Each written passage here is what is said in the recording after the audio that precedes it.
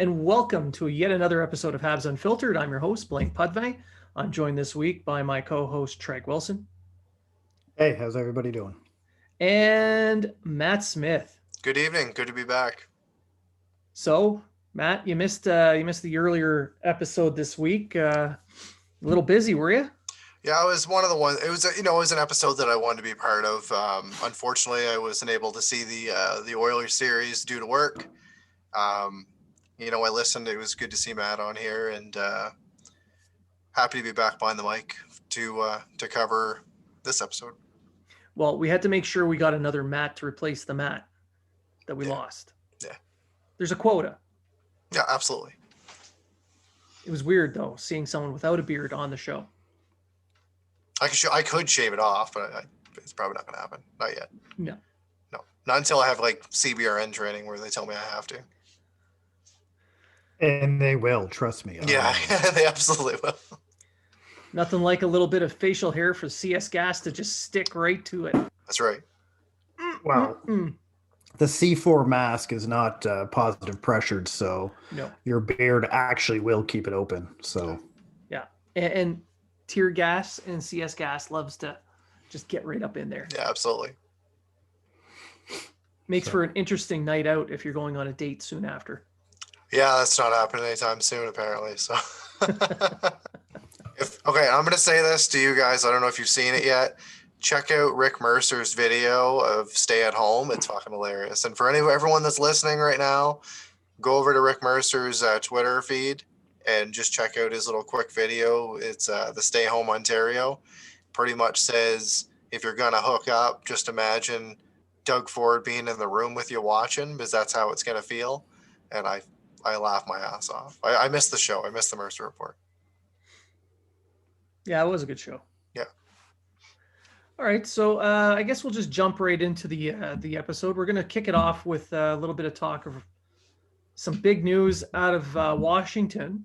Capitals were fined $100,000 for breaking the rules for COVID isolation. So I know. So 4 players got isolated because they broke the rules by going into one room to hang out. And the big prevailing argument is, well, they sit together on the bench without masks. What's the big deal of going into the rooms?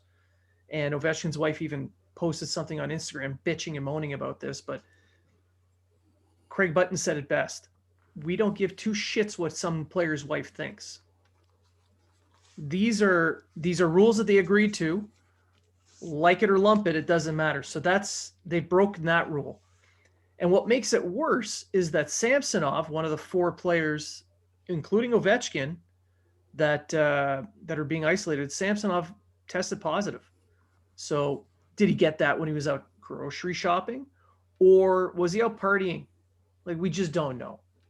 If you're proving to be careless in the room and not following the rules, maybe you're careless and not following rules elsewhere. So, and that's even besides the point. The major point that I would point to is these rules are in place and these guys flaunted those rules. And that's essentially them telling all their teammates, a great big fuck you, we're going to do whatever we want. They broke these rules and now they're unavailable to play. Great big fuck off. So what do you think? I just think that it was good that the NHL stepped in and kind of made a quick example of the situation. As you said in your piece, the protocols were put in place. The players agreed to it and they broke it. And this is an instance that you've got a very superstar player in Alex Ovechkin, captain of your team, obviously, one of the faces of the NHL. And they didn't go easy on the team, and they didn't go easy on the players. And I think it was the right move. If we want to continue seeing hockey played, these are the rules that are going to have to be met. In my opinion, Ovechkin's wife does make, she makes a good point yes, the guys sit on the bench and they sit and they do this and they're in the locker room together and everything like that. However, rules are in place. Single occupant to each room. You can only go to certain designated areas, etc. They knew the rules. They knew the risks that were in place to break those rules, and they chose to do so. So I said the only way we're going to continue having a season is if people follow the rules. And these guys can be really lucky that they're not playing in a bubble, right? They're actually going to be able to go to their home rinks and everything like that. And a little bit more, what's the word I'm looking for? It's a little bit more, Familiar? yeah, it's a little bit more familiar. Exactly. They're not just saying like, we're in hotel in Toronto for 3 months or 4 months or whatever it is. And I think there wouldn't have been a season if that would have been the case anyway. I don't think the players would have accepted it. No. Treg, any thoughts? I think it'd be different if they were in a bubble like they were in the playoffs, where it was just them, always them together. I think then you could justify what Ovechkin's wife was saying, just for the simple fact is that they're not going anywhere else but the hotel and the rink. So, if that's the only two places they're going as a team, like the playoff bubble, then sure, go in your rooms, go to whatever. But other than that, if the rules are the rules, it'd be no different than it's no different than people getting pissed off at politicians for going down south when they're telling everybody to stay home. I mean, I'm not trying to make this a political issue, but in the NHL, and Matt hit the nail on the head. Ovechkin's the face of the team, and if you're a face of the team, then you have to abide by the rules and show that that's what we're playing by. There's a lot of people pissed off that NHL is even playing, and some, at least in provinces in Canada, because in Quebec and Ontario, nobody else is allowed to play hockey. So there's no minor hockey, there's nothing. So, and the reason being is because of COVID.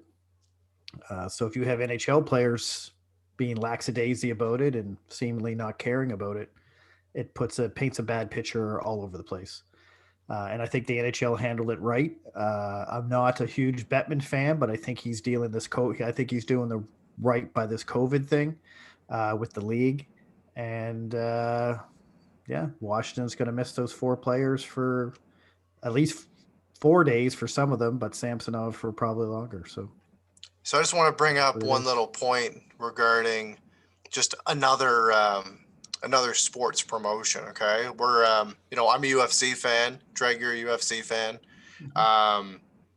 So UFC 257 is coming up from Fight Island in Abu Dhabi, and this does have to do with COVID.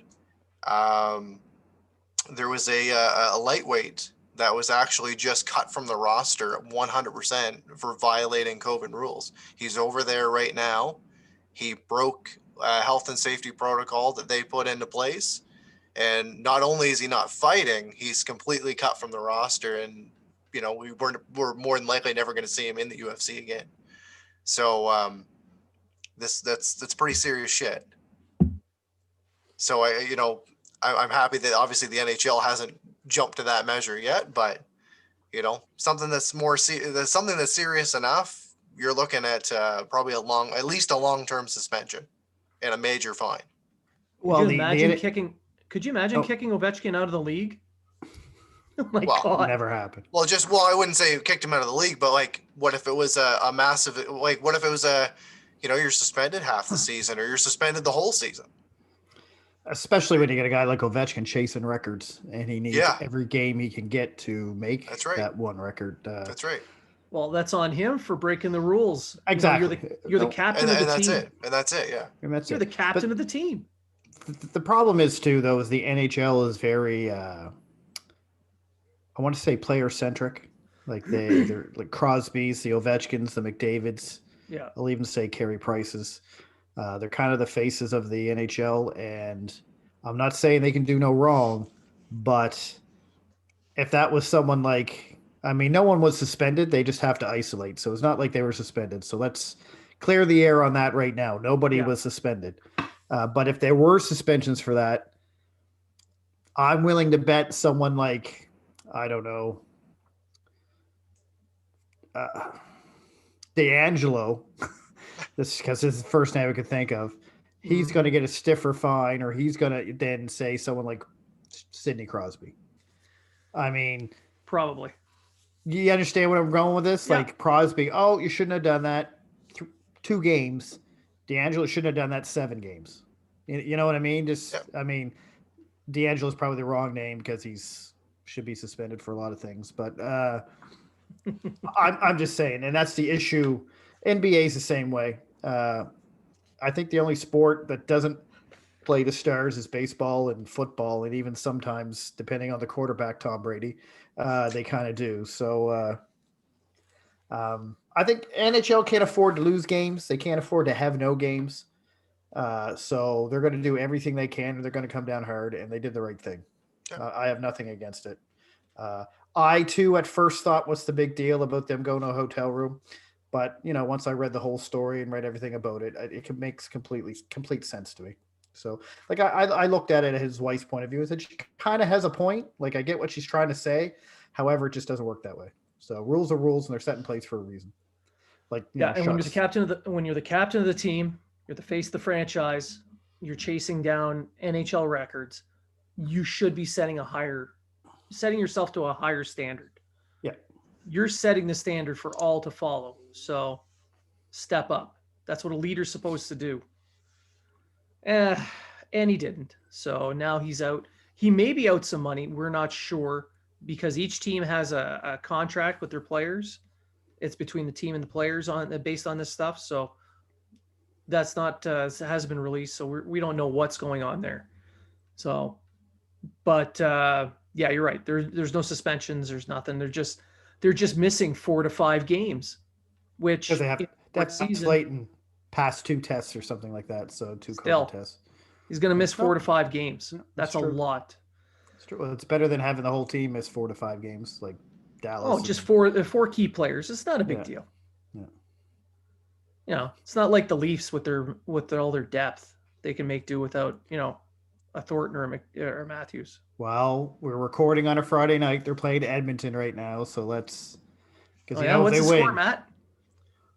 Toronto's actually winning 2-1 now. So, I'm just Power saying. play goals. 3 minutes left in the second. They're All going the to power plays. someone's going to say, "Oh, they don't need Matthews and Thornton. They're going to win anyway." Trade them. They just need the power play. Just trade them away. All right, so we'll move on to the next item. Trois-Rivières.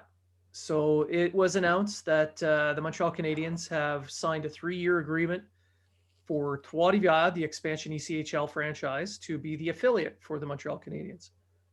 I think this is a great move. Trois-Rivières is about 150 kilometers from Montreal, about an hour and a half drive. They'll have access to the team's facilities. They'll be, all the coaching staff. Everything is nearby. So if there's call-ups between Laval and Trois-Rivières, it's there. So the Canadiens are finally putting together a real minor league system. So I think this is great news. What do you guys think? We've talked about this for a while now. It's saying that it would be very beneficial. We talked about it, just between, even before we even started this podcast, we talked about the benefits of having your AHL franchise close to you, and we've seen that that's been very beneficial. I think that now bringing in the ECHL team, which are going to play out of Le Nouveau Colisée, which is a new arena. It's about 5,000 seat capacity. I think this is going to be your team that they're going to try to fill with undrafted QMJHL players. Yeah. And then you're going to see a lot of Quebec-born French-speaking players on this team, and the club will be led in part by former Canadiens defenseman Marc-Andre Bergeron, who will serve as the vice president and general manager of the team. So there's a familiar face there. But yeah, I can see a lot of QMJHL talent ending up on that roster, and it's going to be we're not going to run into a situation like last season when you had a guy like McNevin that had nowhere to play, and even though he was outplaying the goaltenders on the teams that he was loaned to, obviously goaltenders or players within your system come first, and they just didn't have the he didn't have the season that he wanted to have. No. But with this affiliate, that wouldn't be an issue. They can actually take care of him. Yeah, it gives them the option to sign local francophone talent to AHL deals and not have to worry about hitting up their NHL contract That's number. right. Yeah. And it could be maybe, you do about 50 or 60 of those, you might get another David Dare. Dale, yeah. Choo. That's right. Number one center. Now they're in Trois-Rivières, and Laval, when they stood up, they honored the Rocket. They named the team after Rocket Richard. Trois-Rivières happens to be the birthplace of Jean Béliveau. So maybe they could come around to naming it Les Aus, name it after the hockey team that Jean Béliveau played for, that forced the Canadians to buy an entire league to get his rights. Well, he didn't want to sign with the Canadians at the time, and they wanted him, but it's a bigger story. Yeah, but they ended up buying the entire league to make sure it happened. They could call them the Roadrunners after Yvon Cournoyer, but could. I'm just throwing it out there as a name I play. But you're right, Jean. I think they should. Jean Béliveau should be. He's a big figure in Trois-Rivières. It's his hometown. He played there for. He didn't want to leave there to go play for the Montreal Canadiens when he was younger, and forced. He was in Quebec City. He played Quebec City. Yes, great. The Aces, I think he played for, if I'm not mistaken. That's why I said name him Les Aus. So Aces in French. Yeah. So yeah, it's. I don't really know what name. I've read a list somewhere that had some names that they already had put down. I don't remember it off the top of my head. I think the front runners, the 1632s. Okay. Well, if that's when it was, the city was founded or something like that, wasn't it? Yeah. Called them the Pocket Rockets.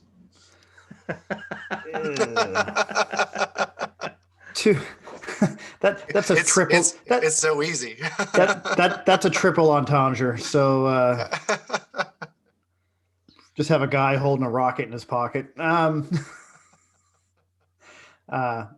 it's I mean, there's nothing more you can say about it right now because the team's still being formed. Matt, you said it all. Yeah. It's going to be great for the club. It's going to be great to have those guys in there, and maybe it'll satisfy some of those people that get pissed off and angry that they don't have enough French people in their organization, and they can sit there and fill a whole team up with nothing but French-speaking players. And you know what? It's not only going to be good for the French-speaking players, but obviously they're going to need a coaching staff.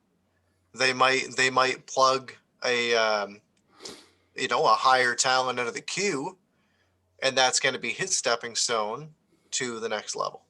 Yeah. It's worked out for Joel Bouchard. It's a development program that they can use to develop players, coaches, trainers. Absolutely. Management, the whole thing. It creates an entire development stream for every aspect of the game. Yeah. And Michael McNevin finally has a place he can play and play regularly. 100%. Yeah. I mean, it won't be Michael McNevin in a couple of years, but they won't have that issue if they have another fairly good goalie in their system with nowhere to put him. Right. So you heard it here first. JJ Daniel is going to be the first coach of Trois-Rivières team. They're just gonna pluck him out of Halifax. It's gonna be Carbo. Yeah, you heard it here first. Insider. Speaking of plucking, Patrice Brisbois. Yeah. But speaking of plucking, our sponsor, Manscaped, is the best name in men's below-the-waist grooming, offering precision engineering tools for your family jewels, and is here to help you have clean balls in the new year. Manscaped is here. The perfect package 3.0 is the below-the-waist grooming package you need to start off this year. Come out of quarantine with clean balls thanks to the Lawnmower 3.0. This waterproof and skin-safe trimmer will reduce nicks to your two best friends. The third generation trimmer even has a light to shine, a light to the promised land. It's also time to freshen up down there. The crop preserver is an anti-chafing ball deodorant and moisturizer. You already put deodorant on your armpits. Why not put deodorant on the smelliest part of your body? And for the on-the-go freshness, you'll love the Crop Reviver Ball Toner Spray. Get 20% off and free shipping with the code unfiltered20 at manscaped.com. I'll repeat, get 20% off and free shipping with the code unfiltered20 at manscaped.com. How's that? Not bad? That's fantastic. That makes me smile every time I read it. Every time. Your balls will thank you. So the next item on our list, Philippe Danault. Oh, just kidding. So the Matthijs Brunet of La Presse, he came out with a scoop stating that Danault received a 6-year, $30 million offer with an AAV of $5 million from the Canadians, and he didn't even respond to it. He did accept it, and then he didn't even offer a counter. So it's one thing that he actually got the offer and didn't want it.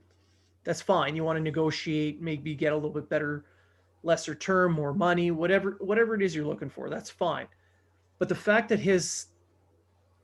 according to Matthijs Brunet, the fact that they didn't even respond with a counter offer, that kind of points to him just playing out the year and wanting to test free agency. What do you guys think? First of all, this is not. I'm not going to say it's a rumor because Brunet usually isn't. Doesn't throw. His sources are solid. His sources are pretty solid. Danault has come out and said he just wants to play the season, and he's not worried about the contract. He's blah blah blah blah blah. I'm just going to play a little devil's advocate here and say maybe Danault didn't make a counter offer because he just wants to play hockey and yada yada. I can't even really get through this thing. I think Danault wants to see what he's going to get out of the free agent. If I'm being honest, I think he's moving up in the Selke world. He was 7th. He was fourth or fifth last year. 7th the year before. He's kind of making a name for himself on the defensive side. The comments he made in the off season about how he's not a third line center. You could take those both two different ways. We talked about it on the show before. Either A, he's saying, hey, I got more than just this, and I'm going to show you I got more than this, which is a positive thing. Or he's saying, hey, man, I was the number one center. I'm going to stay the number. You're not going to push me down because of these guys. The last thing I just said is looking more and more the way it should be taken with his actions with the contract and that, because honestly, if you look at his stats, $5 million is a pretty good contract for someone with his stats. Yeah. Sorry, but he's a 40 to 50 point guy. $5 million is pretty good. It's a fair deal, and you consider he's not really a third line center. He's a matchup center, and you look at his wingers. He's got a 30 goal scorer on one side and a 25 goal scorer on the other. Third line wingers don't get that. No. So, and I mean I think that's the problem when we talk about players and lines. Is teams are used to having a first, second, third, fourth line. In Montreal, you basically we'll get into that in the next segment, though. We'll get that in the next segment, but Montreal basically runs their lines the way they run them. It's not a first, second. Anyway, so you look at his minutes. He gets a fair bit of minutes, no power play time, but he gets penalty kill time. He gets 5-on-5. He's usually up against the best players on the other team. He usually does a good job. I'm not knocking the guy for the job he does. But if he's out there asking for $6 to $7 million a season, then he's way out of his league on the money, because he doesn't put up the stats to facilitate that kind of a contract. He just doesn't do it. Especially in a flat cap era with the danger of the cap contracting at the end of these 2 years. Yeah. I mean, that's correct. Like everyone thinks after these 2 years, oh, the cap's just going to go back up. No, it's based on revenue. So, which the NHL is getting none of. Well, none. The big chunks from the fans coming to the arenas, and they're not getting that. Hence why helmet sponsors. Yeah. You know what? I don't even notice it. I don't even mind the helmet sponsor. I have no issue with it. That's how they're generating some of their revenue, or naming the divisions. Good for that. And I have no issue with that. Everybody's calling it the Canadian division, but it's got a name. It's the Scotiabank North Division. Exactly. And in the end, who cares, right? Like let them get the revenue so that cap can go up. That's right. I personally think it'll just stay the same until it can go up. That's my personal opinion on it. But you're right, Blaine. It could go down. So here's a guy. Well, I want to play in Montreal, but I want we'll say $6 million. Yeah. Well, we can't afford. They only have $15.5 million next year. That's with 15 players signed. You still have Kotkaniemi to sign. You have Paling to sign. Armia, Tatar if you want to keep him. Lehkonen. 2 years time, you have Suzuki. And then you have Suzuki there. You are going to lose someone probably to Seattle. So we'll see who that is. We don't know who they're going to protect. So for a guy who says he wants to stay in Montreal and be the first line center, it doesn't sound like he really wants to stay in Montreal. Like, I get it. He wants a larger role. He wants to be a more important piece. He wants to be, he wants to be valued. And that's basically what everybody wants. Mm-hmm. But you got to weigh your pros and cons. You're playing in your home province, near your family. You have that support system for your wife and your children. They're there to help them out. It's familiar. You're valued. You're given a fair market offer, and they want you long term. So where else are you going to get that? And the team is actually good. Like you actually want you. Yeah, they want you and they're good. And you have a chance of actually building towards something special. So that's what you got right now. What are you going to get that's better? So I'm sure he's going to try and test it out, but it's kind of a game of chicken where he's going to, maybe he'll hold out until he get to UFA and see what's out there. But by that time, maybe the Canadians have said, well, we can't just wait for you. We have to do something to ensure that we're covered. So they'll enact plan B or C or F or whatever. And he's no longer in the plans. Well, Suzuki's already outplaying him. I hate to say it, but the first 5 games of the season, says you can sit there and say, well, we lose to we still got Suzuki and Kotkaniemi. Kotkaniemi's been a beast. I'm sorry to say. Evans has been pretty good. You got Paling in the wings. Kotkaniemi, he went from 11% face-off on the first game to 57% yesterday. So he's working on the parts of his game that he needs to improve, and the production's starting to come. Yeah. So there's 2 centers right there where Bird could say, Phil, I like you. I want to keep you, but I don't need you. I got these 2 guys who outplay you, and they're going to play for less money than what your contract would be. And I can sign them to a better deal if you're not around. Yeah. And keep them longer because they're a lot younger. And that's, I'm with it. Deneau saying, hey, man, I think this is what I'm worth. Fair enough. Nothing against the guy. But I'm like you. I don't know where else. I don't know where anyone's going to sign him higher. Maybe 5.5 somewhere, maybe. Is it because he's still going to be looked at? He's still going to be looked at as basically a second, third line center anywhere else. Is he going to get 6 years? That's the thing. Like this, the Canadians offered 6 years. Maybe he gets 5.5, but it's only for 4. Like we just don't know. It's so uncertain. The financial aspect of the league right now is so uncertain. When you're given an offer that large, just freaking take it. Look, Petrie jumped all over it.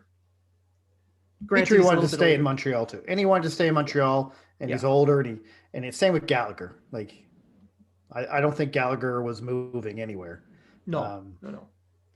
but I don't know. Hey, you know what? People are different. I'm not knocking Deneau at all. No. Uh, but he's 27 years old. A 6-year deal takes him to 33, which is, and in my mind, if you look at all Bergevin's deals, he's taken them to the early 30s. So basically, he's taken him to that age group where, all right, you're either going to drop off the face of a cliff, or these are the years you're going to start dwindling down. He's being smart with his signings, and I can't see anyone taking Deneau to 33 besides Montreal. Really. Matt? I just think he's playing with fire. I think he should have jumped on the opportunity to sign long term, especially a 6-year deal.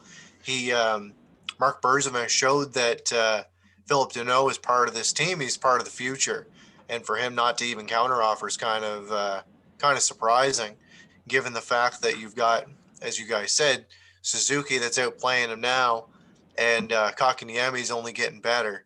Um, you look at Petrie, who's also getting better. You've got your heart and soul player in Gallagher. These are two guys that they brought in, or that they re-signed, that are part of the core. Then they went out and they got Josh Anderson. They went out and got Toffoli, who are both playing very well to start the year. Then you look at the expansion draft. Right now, if in my opinion, right now, what it would probably be Drouin, Anderson, Toffoli, Gallagher, and Kakaniemi, and then you've got room for 2 more forwards. You've got Deneau in there, you've got Tatar in there if they re-sign him, you've got Armia, you've got Lehkonen, you got Byron, etc.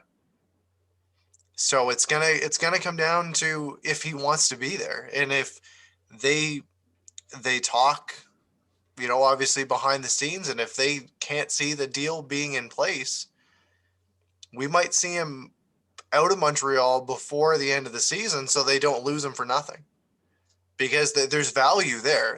He's, as Trey said, he's not a number 1 guy, but he's a 2-3. And he's a good match. He's a great matchup guy, and he makes life very difficult for some of the top players in the league. And as you said, Blaine, a third line center isn't going to get a guy like Tatar and Gallagher on his wings. But I said it's a in my opinion, he's playing with fire. I think he should have jumped on, especially for 6 years. Yeah. And it showed that Bergevin wants him on the team. It's a French speaking player. It's good for the team. It's good for all the francophone fans. And I don't think he would get a deal. I don't think he would get a better deal outside of Montreal. Probably not. It's a player that Bergevin likes a lot too, because he had a major hand in drafting him in Chicago. He brought him in from Chicago when he got here as a GM. So clearly he likes him as a player, likes him as a person. He brings a lot of what the Canadians need on and off the ice. But yeah, I agree. He's definitely playing with fire. Yeah. But doesn't he just look like a Tortorella kind of player? Good. You know what? There's so much talk right now about Dubois, and people are already. Somebody actually did like a jersey swap with Deneau in a Columbus Blue Jackets uniform. It looked pretty natural to me. They can bring Dubois, and I wouldn't turn it down. Dubois is going to be a healthy scratch on Saturday, so something's already in the works. Blaine, you had mentioned it, that Pierre LeBrun thinks Winnipeg is the leading team right now. Darren Dreger said that Winnipeg is likely a leading team.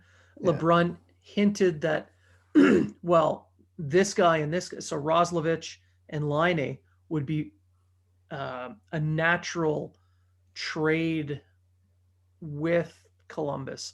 So he wasn't saying that Winnipeg is a fit, right? But LeBrun floating names in a hypothetical that's kind of his way of saying, yeah, that sounds like a good idea, and here's kind of what I'm hearing, without actually saying that. But LeBron has been known to say, I think these guys would make good matches in a trade without actually coming out and saying these guys are the ones being traded. That's right. I remember last season someone on Twitter said something and he said, I never said they were going to be traded. I just said if the trade was to be made between these two teams, these are the players that make sense. Yeah. I don't see a fit in Montreal, cap wise, player wise, anything. I just don't see Montreal wanting to give up Suzuki or Kotkaniemi the other way. I don't think Dubois is worth Suzuki or Kotkaniemi going the other way, in my own personal opinion. Plus, well, it would be then plus is what the rumors were. Deneau, I don't think Deneau's worth Dubois, if that makes sense. You know what I mean? Like Montreal would have to throw a whole lot in there if they want Deneau to go to Columbus for Dubois, and I just don't see it. I just don't see it working. You'd be throwing a Caulfield and a first and something else maybe, or a Norlander, or I would say a Caulfield. I would say their top prospect, which is Caulfield right now. So definitely a first, some more cap. Yeah, I don't see Montreal wanting to do that, especially if Armia doesn't come back next year. That opens the spot for him to come in shortly. I don't think it'll be next year, but yeah, you understand what I'm saying. Like, I just don't see Montreal doing it. Winnipeg, on the other hand, they have two good. Laine Dubois could be a 1-for-1 swap, and no one would complain about it. Well, Roslovich too. He's a holding out. He demanded a trade, so correct. Hey, send him over too. Send him, and Columbus can send you a pick or something back or whatever. Yeah.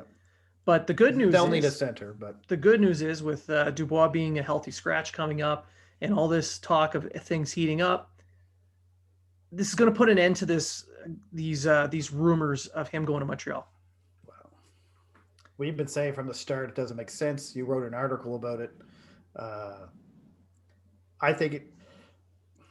I mean, I don't know. I don't like to pick on our fans, but I do quite often. Pipe dreams get thrown in there, and everyone thinks we can throw garbage at a team, and then we'll get their best player, and it just doesn't work that way. Look, it's possible that Montreal is involved, and hey, you never know. Maybe he does go to Montreal. But expect the unexpected. But if he does go, expect that they paid a fortune for this kid. Too much, in my opinion. And then he's going to get the Drouin treatment. That no matter what he does, it's always wrong. Can't get the Drouin treatment when they trade for each other. Yeah. Mic drop. You imagine.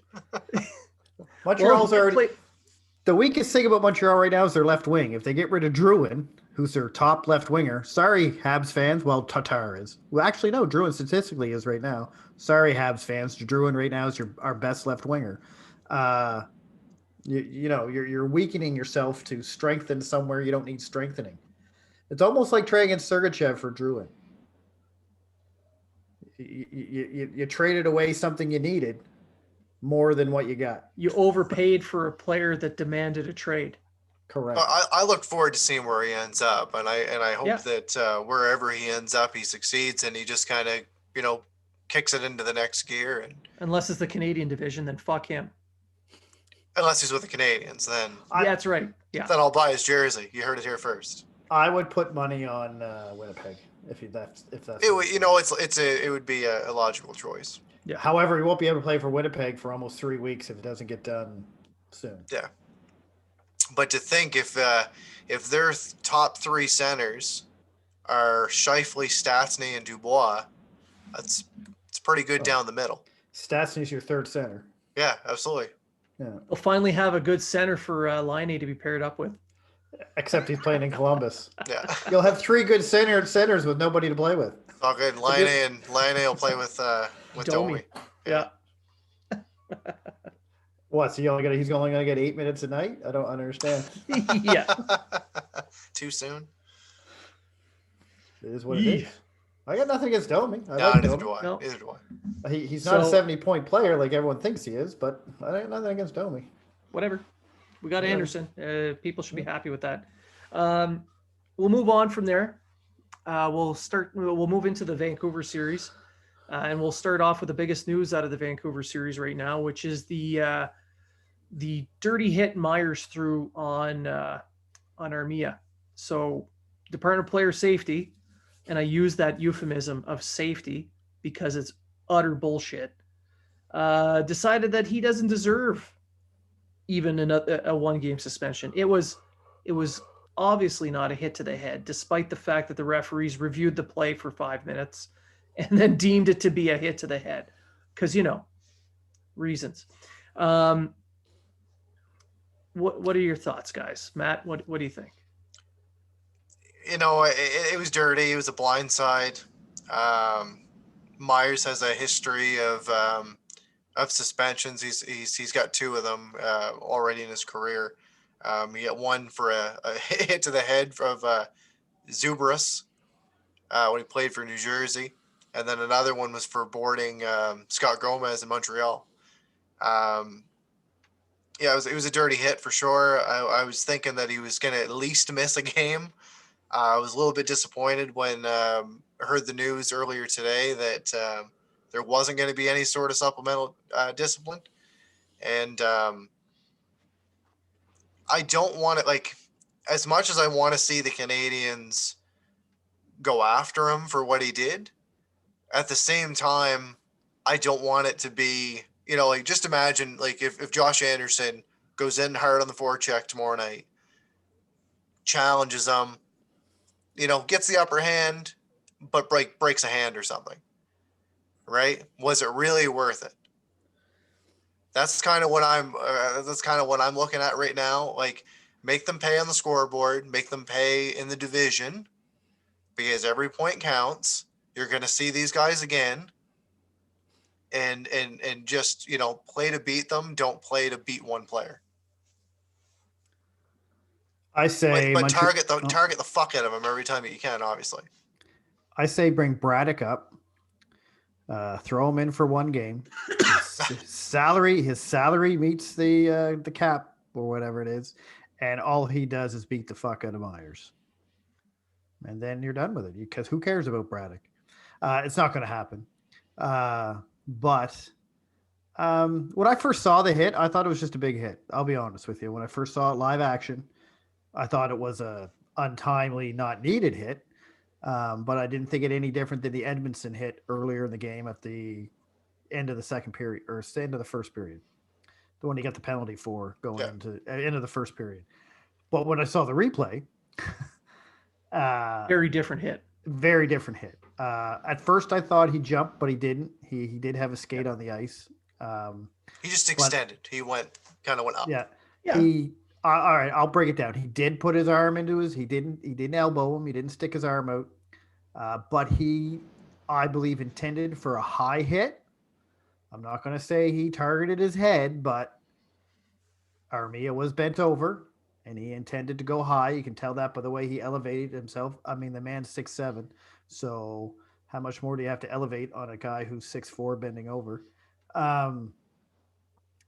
And I will say the first point of contact, I think, was up around his shoulders and then his head, which to me is not his chest.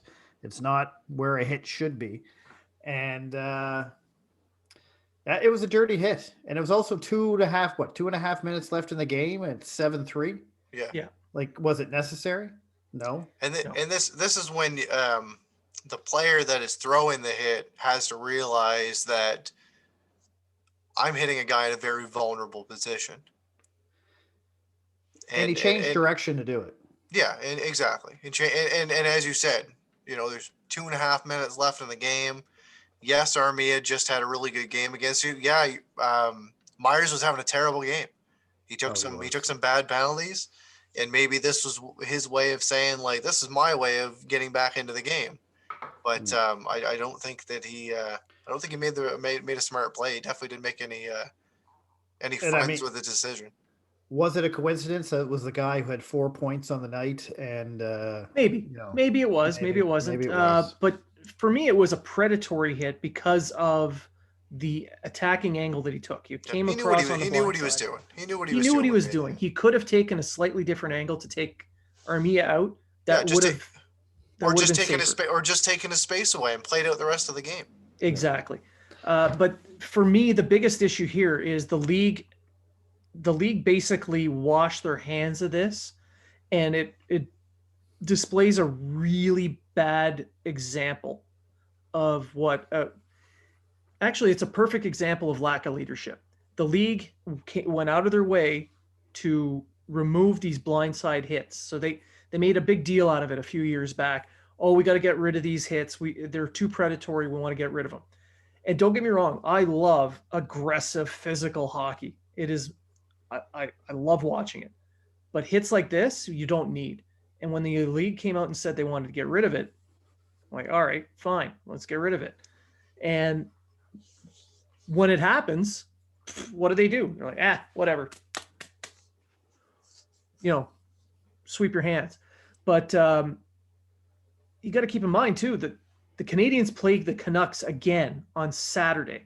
So you had this happen in the middle of a 3-game set. You could have just suspended him for one game, had him miss that one game against the team that happened on, and tempers would have been calmed down. But like you said, Matt, it happened at the end of the game. It was unnecessary. And what do you think is going to happen now? No supplementary discipline, nothing, not even a fine. And the players are going to look at this and say, well, if the league isn't going to do anything to help us, we're going to do it ourselves. Like, to the point where even Julian, and I'm going to quote him from John Lou got this quote, friend of the show, by the way. This is not the first and won't be the last for these kinds of things happening. Teams will deal with it the way they see fit. Go ahead and do what you have to do. What the hell do you think he means by that? Do you think he means, things will happen? He's sending a message to his players, basically saying, hey, do what you want. Do what you got to do out there. Yeah. Be smart about it, but do what you got to do out there. So now the players are taking it upon themselves to police themselves. And that's what and Matt brings up a good point. Josh Anderson, if he goes in there, the whistle's blowing, they were kind of jostling with each other in front of the net. He starts throwing some punches and breaks his hand. We just lost 2 players. Where he fucks up that shoulder that he had surgery on. Yeah. We just lost 2 players for the price of 1. That's right. Or For what? For nothing, because they're not going to lose Myers over a fight. Or what if a Montreal Canadian goes in the corner with one of their players? They decide, you know what? We're going to go after a guy that's popular in your room too, and we're going to take this guy out. Then that guy's hurt. What if Anderson finished a check on Quinn Hughes and destroyed him? You throw him into the net and just laugh? But just, more than just a little bump that knocks him over, really goes in on him and really finishes his check. Yeah.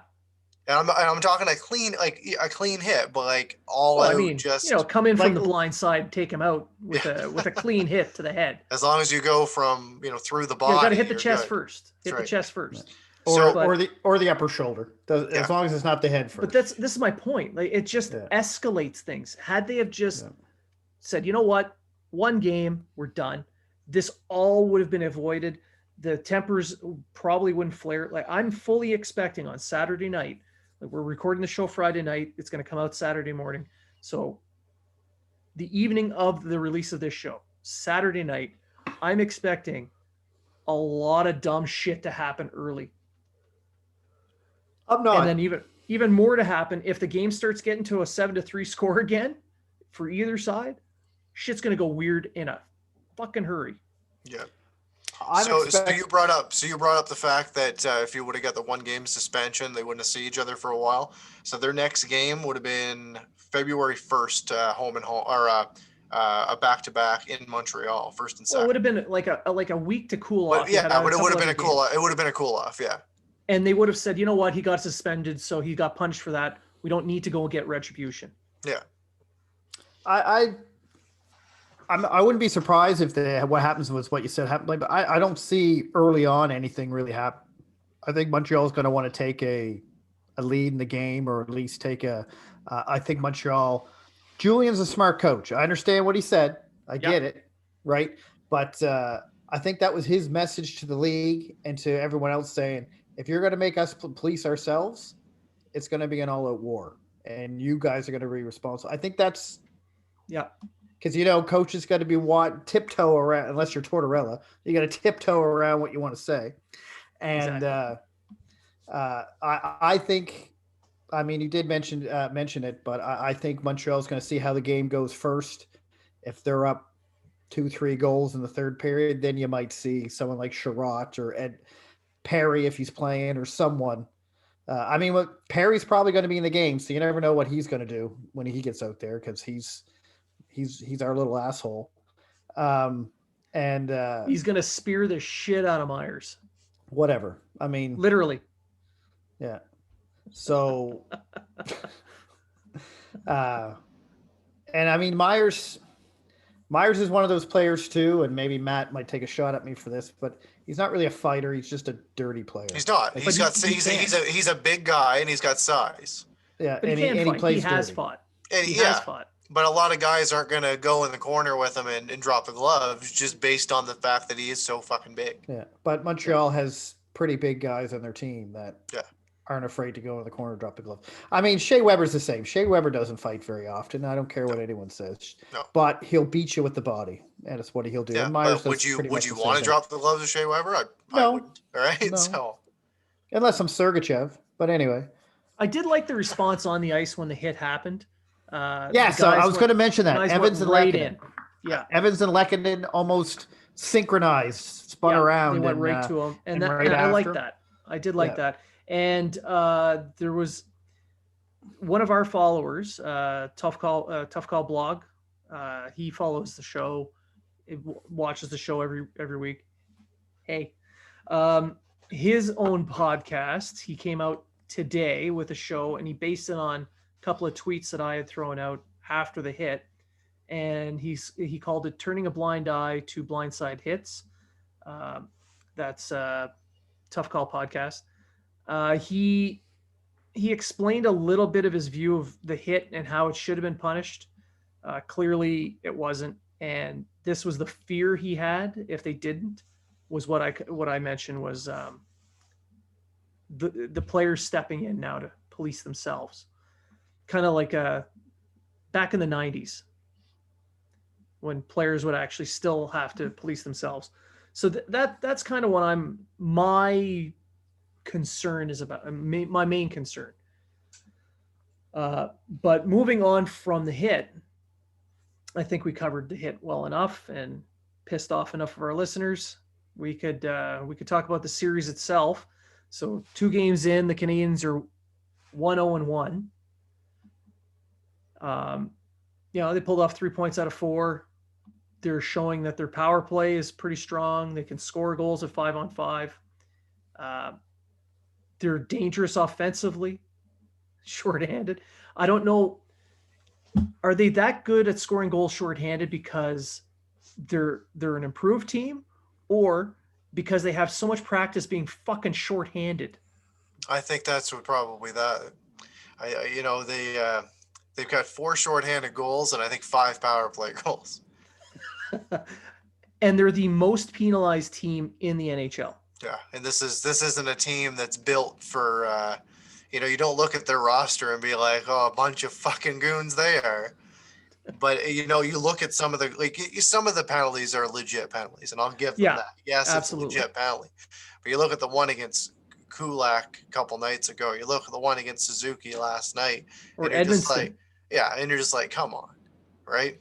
So my view on the series, I think they should have won both games. Just like against Toronto, they shot themselves in the foot, taking too many penalties. Except for this time, there wasn't a puck that went off the chest of the official that got an assist on the tying goal. But we won't. That's go all there. Drouin's fault. Yeah, exactly. Fault. We won't go there. But there was some definite players that shined. We saw a fucking huge 2 games out of Tyler Toffoli playing against his old team. He's really emerged as a threat on this team, and I hope that this will continue against teams that aren't the Canucks. Well, his expected goals for in the first few games before playing the Canucks was really high. He was in the 75 percentile. So things just weren't landing for him. He was doing all the right things, and so was Kotkaniemi. But the puck just wasn't going in.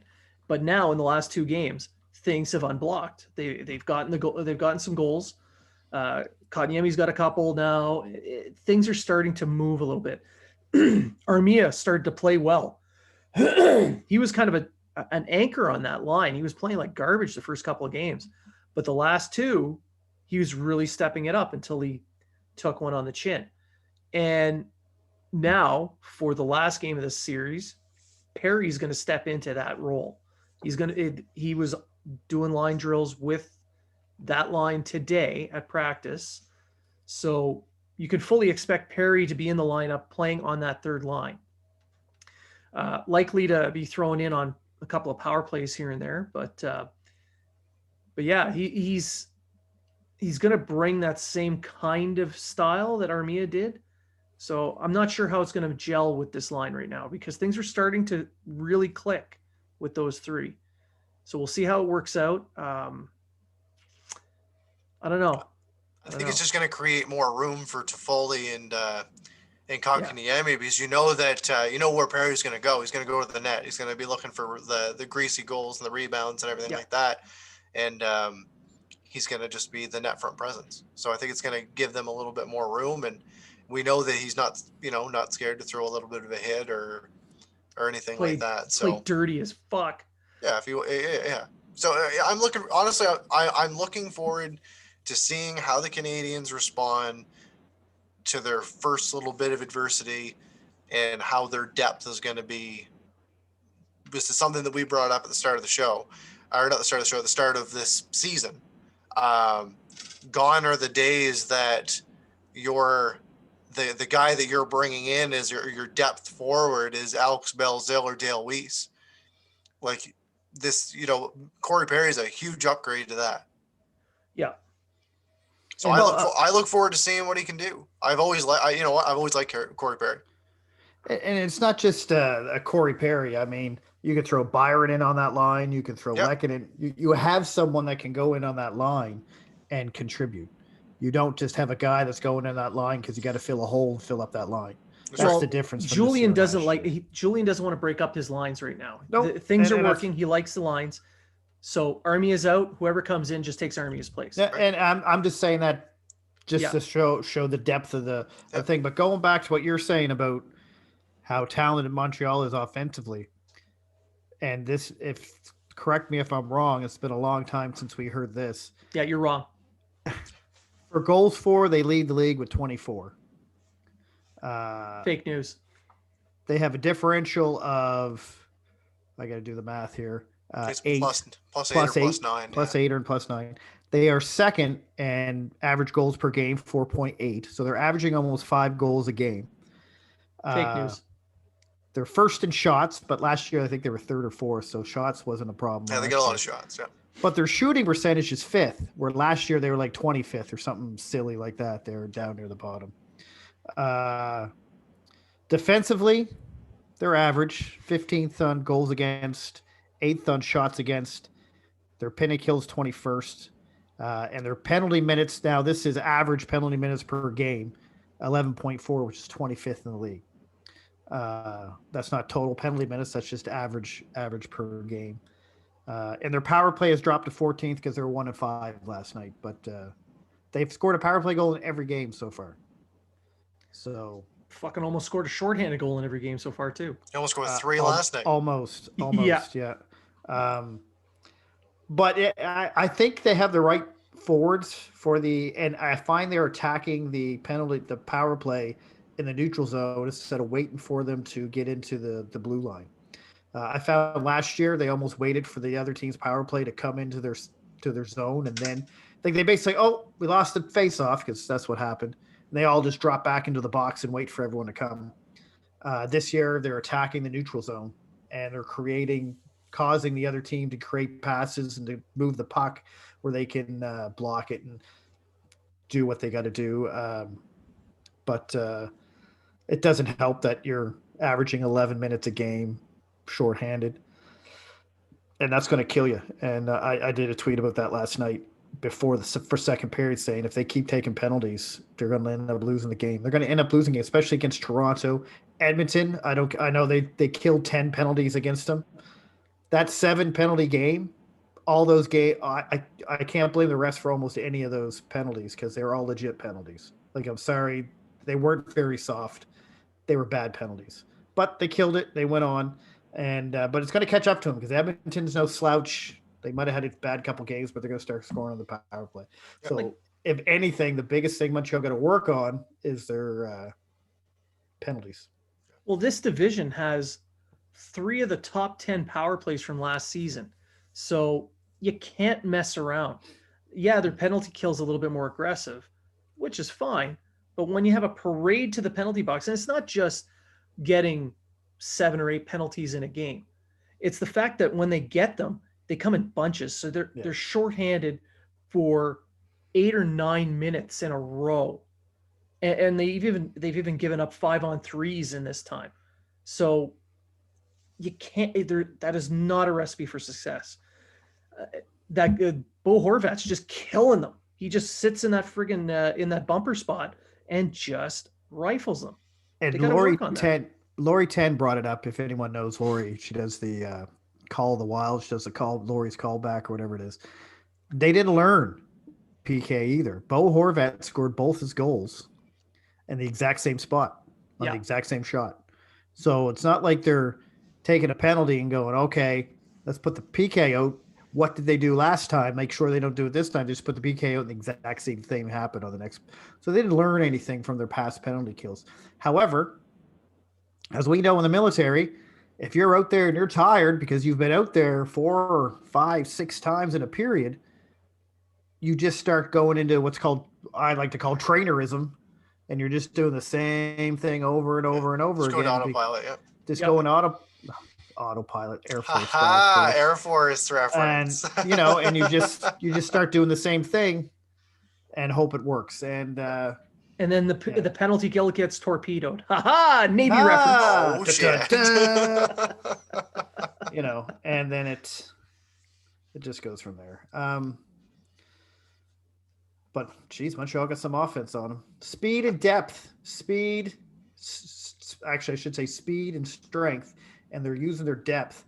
They have players that are leading the league in scoring.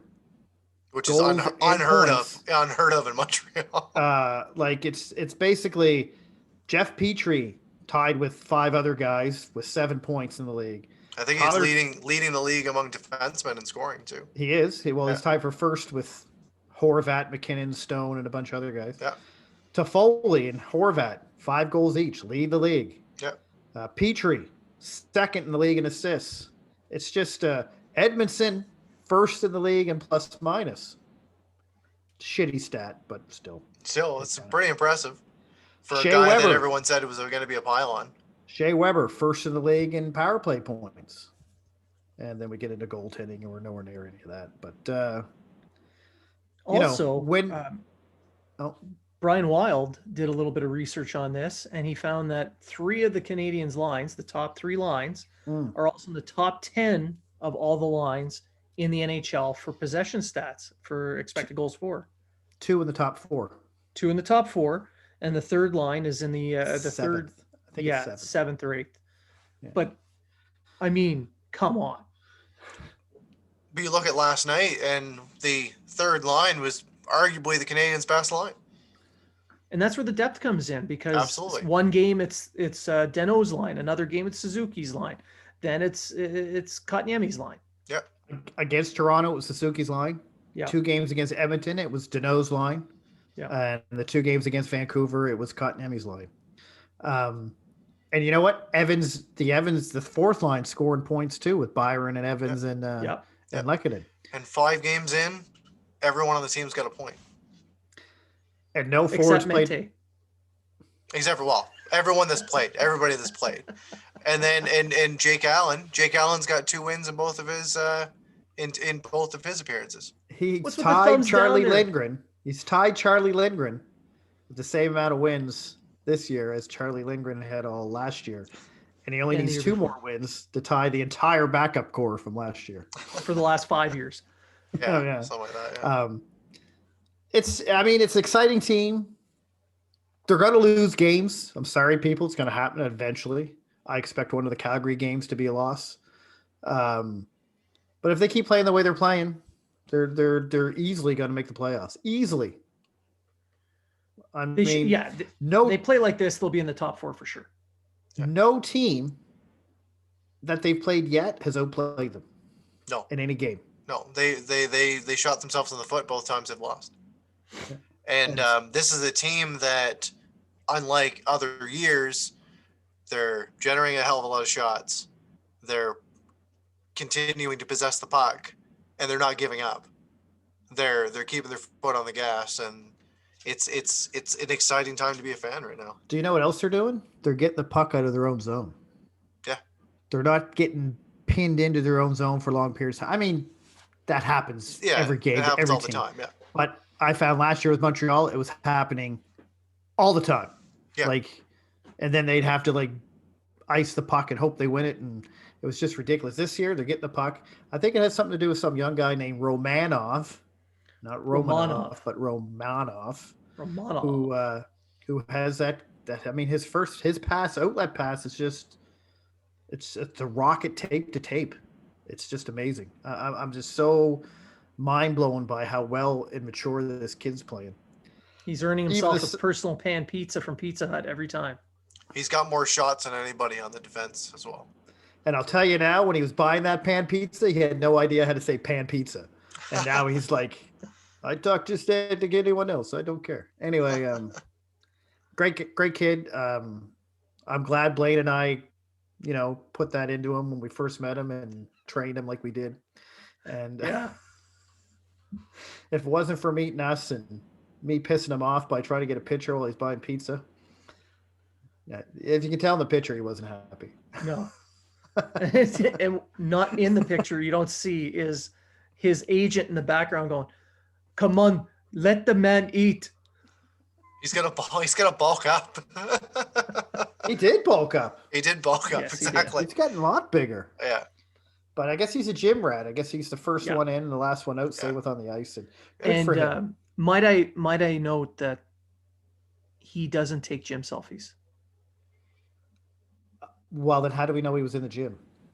Because he pays someone to take gym selfies for him. I've seen them on Canadians' Instagram. Thank you. When he was uploading his gym selfies. Yeah. When I was putting my gym selfies on Instagram, I'm like, oh, look at Romanov. He got someone that can take pictures for him. I don't. Someone's just taking pictures of a guy working out. That's all I'm doing. Yeah. This happens to be me. Mm-hmm. I notice other people are sending you pictures of their gym selfies they're playing. Oh, I'm sure you're not encouraging them at all. And might I add, I'm just going to meme the shit out of them, and I'm going to put embarrassing quotations on every single one. I already got the best meme out there. Yeah, the Bernie meme. The Bernie meme. I think that's awesome. I saved that. It was Steve. Steve. Critical Habs? What's his name? It was perfect. I loved it. Yeah. It's literally me waiting for Bergie to accept my offer for the arm wrestling match. No, that's you waiting for someone to prove you wrong that Mete is a top 4D. Sure. Prove wrong. So before we end the show, I think we should come out with our prediction. What do we think is going to happen in this last game against Vancouver? The Canadians lost in overtime. They've won in regulation. What's going to happen in game 3? Treg, what do you think? I think Canadians will win. I think Price will have a bounce back game. I don't think he played very well the first game against Vancouver. He'll be very motivated. I think he'll be very motivated. I say 4-1. Okay. Plus, Vancouver has no D guys, so. Yeah, they're all freaking hurt. I believe I'm going to go for. I'm going to say I'd say Price is going to have a kind of a bounce back game from his last one. I think we're going to see him, a little bit more rejuvenated. I'm going to stick it out there. I'm going to say 3-0. And but I would expect if anyone's going to score, anyone's going to have a big game for Vancouver, it's going to be Pettersson. He's only got a point on the season, and there's going to be a lot more that's expected of him. And now that a guy like JT Miller's back, that chemistry is going to start again. But in terms of the game, I'm going to still say 3-0. And I expect the Canadians to finish every check they can, especially against Myers. And I'm gonna say Josh Anderson's gonna score at least one. I'll even go that far. I think Kotkaniemi takes out Pedersen. Again. Again. What about you? Yeah. I think the Canadians are going to come out flying. They're going to be very motivated because they're angry. They are pissed off. Armia is a very popular player in that room. So I can see them coming out guns blazing. They're going to, like you said, finish every check. They're going to be going at top speed, and they're as if they got something to prove. I agree with what Treg said earlier in the show. They are going to find a way to get to Myers eventually, but they also want that win. So I think that's going to be part of this, the underlying story for the night. Myers is going to be targeted at one point. Something's going to happen. Maybe it's Perry actually spearing the guy. I don't know. But yeah, I can see the Canadians coming out with a win on this one. The Canucks, they're a good team, but I don't know. They just seem like they were missing something the last couple of games. Like they got lucky with the power plays in the first game, and they were kept in pretty close early.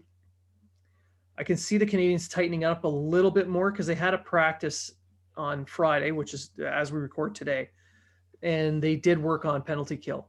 And it looked like they were working on cutting off that bumper pass. So that might not happen. I agree that Pedersen should be somewhat more visible, but I'm not sure if he's going to be able to step up. I don't think it's going to be a blowout game like the 7-3 game that the Canadians just had, but it's going to be close. And I do see a win for the Habs just because they want vengeance. And it'd be nice to come out of this road trip. Can you imagine they come out of this 4-0-2? That'd be unreal. It'd be good to start their home series. That's for damn sure. Yeah, especially when you're going up against Calgary, who we can all agree is one of the toughest teams in this division. That's going to be their biggest test this season. I think so. Far as Calgary. Yeah. So if you get home, get your home opener in, you're already up 4-0-2. It's not a big. It doesn't hurt as bad if you lose at home. So I would put money they're going to lose one of those games against Calgary. Yeah. I just hope it's in overtime. So right? every point matters. Yeah. Every game's a 4-point game. Like it's not really a 3-point game; it's a 4-point game. Just for the simple fact, all the points stay in the division. So if you can rob a point out of a loss, take it. Better. Take it. But the Canadians do need to learn how the hell to play in overtime and in a shootout. I know it's gimmicky, but it's part of the game. Like at least this time they didn't let a goal in on the 3-on-3, but they couldn't win that shootout. Quit putting Dano Weber out on the 3-on-3. Put the speedy, skilled guys out. Yeah. He did that against Vancouver. In Vancouver, he put Suzuki, Anderson, and Petrie out, and they put Kotkaniemi, Foley, and Romanov. Was it? I think so. Yeah. So I mean, he did That's a great three. That's what I'm saying. You already get the point. Go for put the skilled guys out there. The speedy Suzuki, guys. Drouin, and Petrie, and then you got the Kotkaniemi trio that you mentioned, and you can put something together with Byron, Byron Dano, and I don't know. Yeah, you can put 3 forwards out. Who gives a shit? That's what I'm saying. Like nothing against Weber, but Weber's just not a 3-on-3 type player. He's not. There's way too much ground to cover. Yeah. So anyway. I think we'll end it there. We covered quite a bit on the show. I think show was a bit longer than our normal length. It's a little bit past the hour by like 20 minutes. So I just want to thank everyone for listening. And remember, if you are talking about it, so are we.